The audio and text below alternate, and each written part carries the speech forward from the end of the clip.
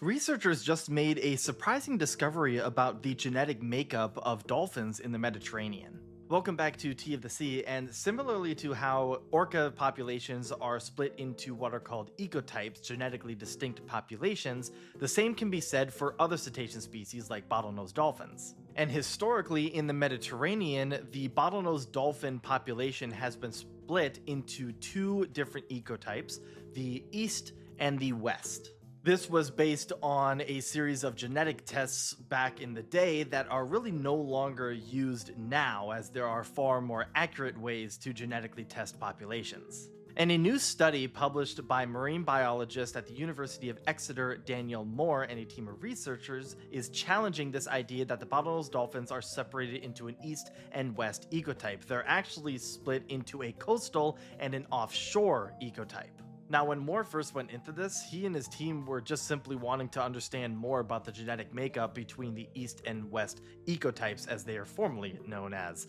And when they started using modern genetic techniques, they found that they were coastal and offshore ecotypes. And what they found is really interesting. They found that the bottlenose dolphins that live around Sicily are part of the offshore ecotype belonging to the population of bottlenose dolphins that lives way out in the Azores. And from what I can gather, it looks as though the majority of the other bottlenose dolphins in the Mediterranean are part of this coastal ecotype that's being proposed. And they are very different from the offshores. They are genetically distinct, they have a different language, they have different overall custom behaviors.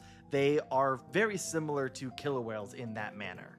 Genetically, the dolphins around Sicily are very similar to the dolphins in the Azores. There's a lot of gene flow between the two, but there's virtually none between them and the coastal Mediterranean dolphins. One question is, why aren't the offshores and the coastal dolphins actually breeding with each other? And that might boil down to how it works with orcas. They're just culturally different. They have a different language, as I mentioned. They behave differently. They just don't really know how to interact with the other ecotype, and so they don't even bother trying, and they just breed with dolphins that they can understand. Something else that was kind of cool about this study was that Moore and his team were sampling the genetics of the dolphins around the Azores just as an outlier group to compare to what they thought were the east and western ecotypes in the Mediterranean.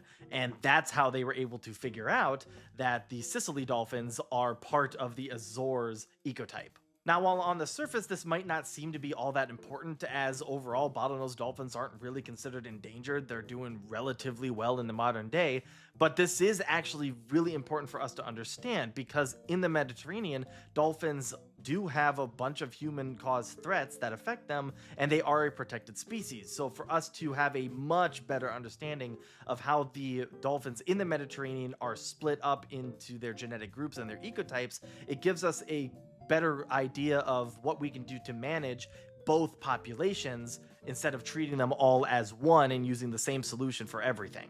Maybe one solution to a problem that we're seeing affect the coastal dolphins won't really help or benefit the offshore dolphins. So understanding their behaviors as two separate ecotypes will just give us a better way to protect both groups at the same time.